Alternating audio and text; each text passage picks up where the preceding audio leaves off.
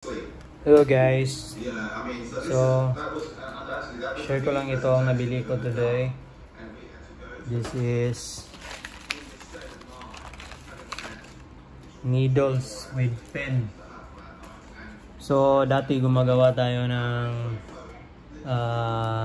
pen na cartridge.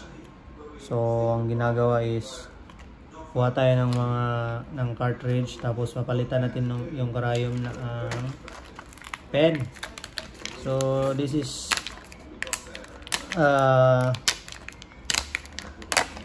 ito po yung ginagamit para makapag-practice sa stapling or web shading.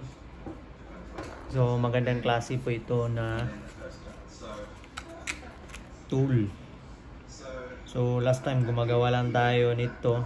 Today meron na talagang produkto from China na ginawa talaga nila.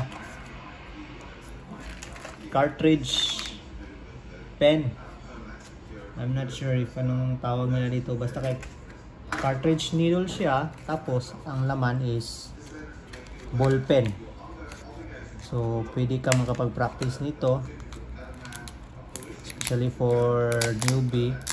Para sanayin yung kamay nyo sa bigat ng machine. So try natin guys. Sobrang ganda guys.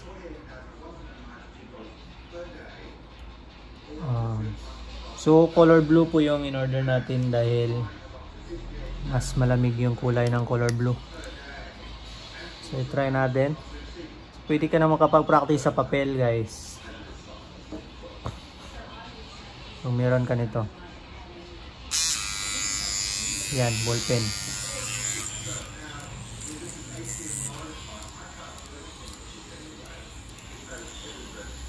6 siguro ang voltage.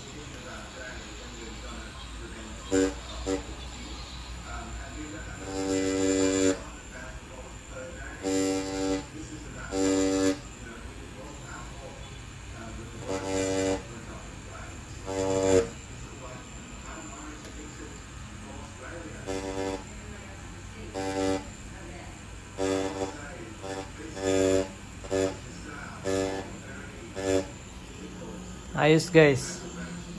Pero kailangan natin ng hindi matigas na surface guys. Hanap muna ako ng ilalagay sa ilalim kasi pag matigas yung surface guys, tapos gamitin natin yung pen, baka masira yung loob ng ating machine. So, dapat medyo soft yung surface kung saan natin ilalagay yung papel. Okay sana if yung rotary na machine like direct drive, dahil di yun madaling masira. Pero pag pen type kasi ginagamit mo sa hard surface, madaling mag loss thread yung sa cam wheel nya. So kailangan natin ng soft na lalagay sa ilalim bago tayo magpapatuloy guys.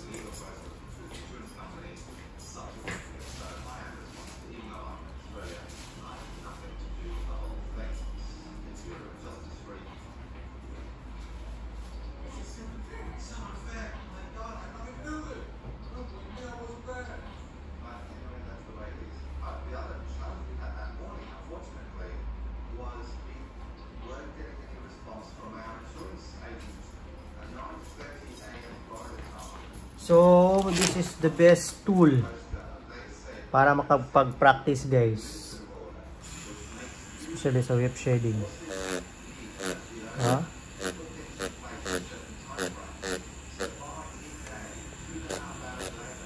So gagawa tayo ng video, mag-print tayo ng mga design, tapos gagamitin natin to guys. Okay, try natin, baka babaan pa natin yung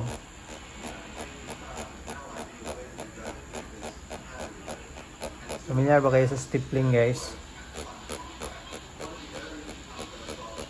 Ayan.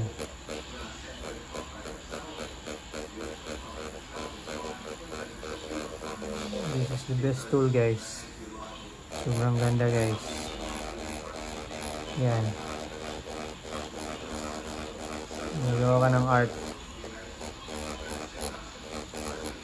So ayos to guys. Dapat bumili kayo nito. Pwede kayo makagawa din ng art dito.